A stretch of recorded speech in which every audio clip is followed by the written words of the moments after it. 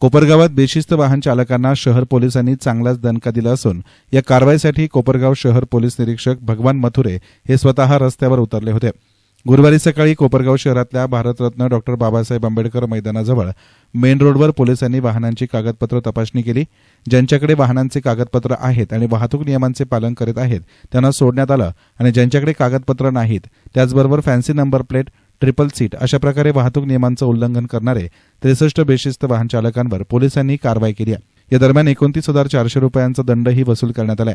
कोपरगाव शहर पोलीस ठाण्याचे पोलीस निरीक्षक भगवान मथुरे, सहाय्यक पोलीस निरीक्षक आशिष शेळके, पोलीस कॉन्स्टेबल निंबोरे, दिगंबर शेलार, श्रीकांत कुऱ्हाडे तसेच गृहरक्षक दलाच्या कर्मचाऱ्यांनी या कारवाईमध्ये सहभाग घेतला। मोटारसायकल चोरीचे जे गुन्हे आहेत त्यांचा आळा बसावा आणि चोरीच्या वाहनांचा शोध घ्यावा यासाठी जिल्हाभरामध्ये त्यांच्या आदेशाप्रमाणे विशेष मोहीम आज राबवण्यात आली होती।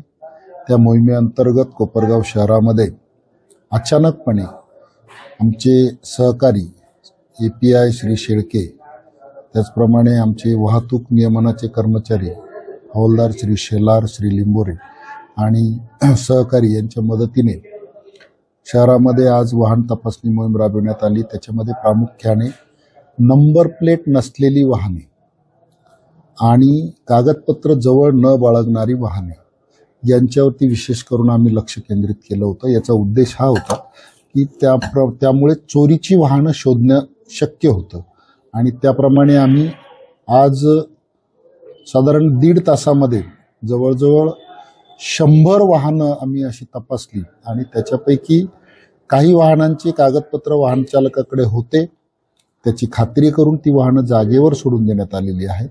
परंतु ज्या वाहनाची कागदपत्र त्यांच्याजवळ नाहीत अशा वाहन चालकांवर आणि मालकांवरती मोटार वाहन कायद्यान्वये कारवाई आणि त्या वाहनाची कागदपत्र त्यांचीच आहेत का याची खात्री करण्याची प्रक्रिया आमची चालू आहे।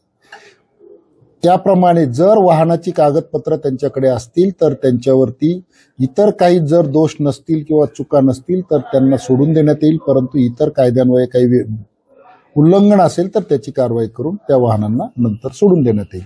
परंतु ज्या वाहनांची कागदपत्रच लोकांकडे नाहीत त्या वाहनांची कागदपत्र मिळेपर्यंत मात्र ती वाहने पोलीस स्टेशनला जमा राहतील। संपूर्ण शिर्डी विभागामध्ये सगळ्यात जास्त कामगिरी माझ्या या ट्रॅफिक कर्मचाऱ्यांची। येस9 मीडियासाठी प्रतिनिधी युसुफ रंगरेज, कोपरगाव।